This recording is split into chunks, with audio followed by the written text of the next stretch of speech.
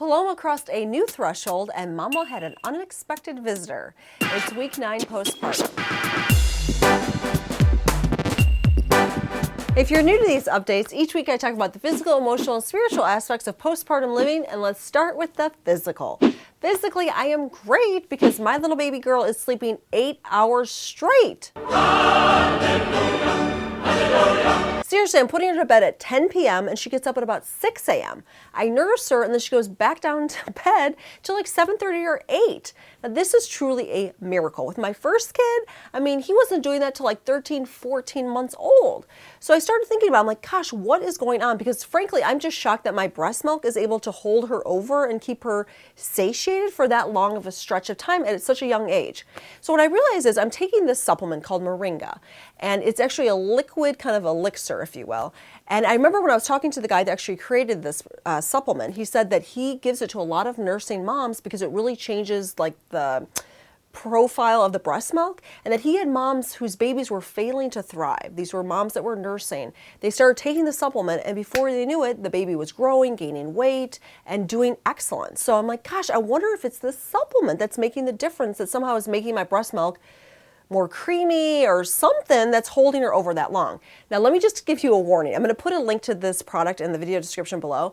But this product, it is the nastiest tasting supplement I have ever tasted my whole entire life. And I've been in this health movement for a really long time. I've tasted things like raw liver, clays, I mean, some really funky stuff, okay, all in the name of health.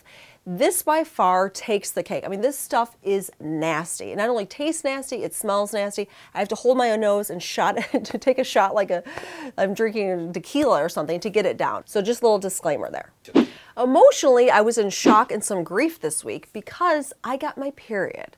Now, if you remember a couple weeks ago in one of my updates, I guess I called this, that I was going to get my period. I just knew that it was going to happen because of how long she is going without nursing. And I know my body. Some mamas, they can go on like this and they don't get their periods for months and months and months. I just know me. And I remember with Griffin, it was right around 13 months when I got my period because he was going 7 or 8 hours without nursing. Exactly what's happening right now with Paloma, and sure enough, it was like right after she had turned 8 weeks, got my period. Totally shocked, and yet expecting it, if that makes any sense. And I had grief because I think that whole postpartum period where you're just like in sports bras and, you know, yoga pants and you're just waking up all the time and you're nursing and just kind of that whole lovey-dovey baby bliss time period, it's just such a sweet time. And it's what I recall about that is not having my period for months and months and months and just nursing all the time. I don't know, it just was like this sadness overtook me because I'm like, oh my gosh, this is really like my body's back in sync. I'm freaking almost fertile now. And it was just shocking and sad, and you know, the sense that this is going to be my last baby, it's just like, oh my gosh, like there goes that wanderlust period where you don't have your period.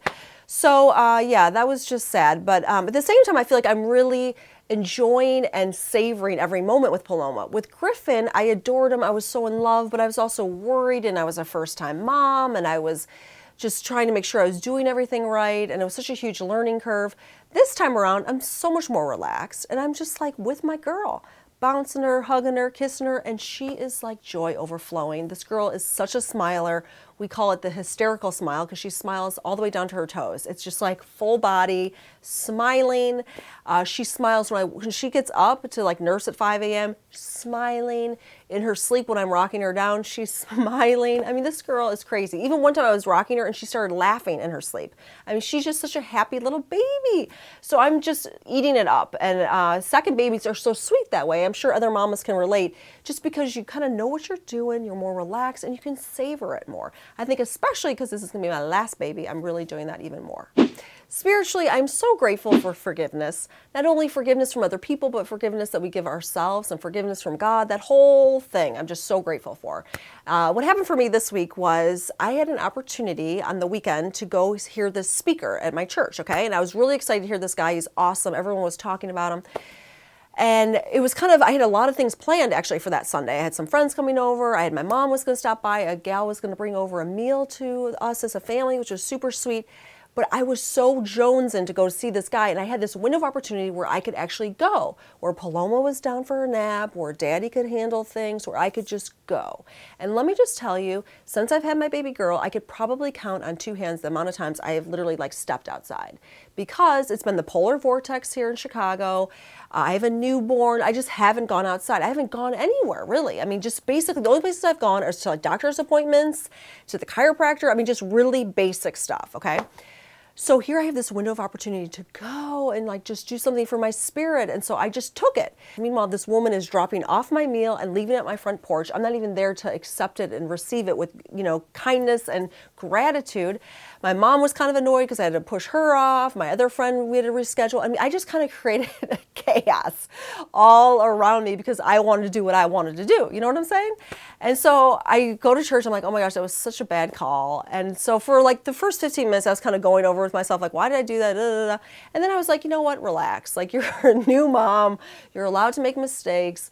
And you can just go back and apologize, And that's the thing that's so great about life, is that you can just, try again and just go to these people and be sincere and kind and just ask for their forgiveness and just move on. So anyways, I learned that all from God. The way God loves me and treats me, I can treat that way, treat others that way, I can treat myself that way. And I'm just super grateful for that. So that's what's up with me in week 9 postpartum. Would love to hear from you. How you doing? How you feeling? Share with me in the comments below. And thanks as always for tuning in.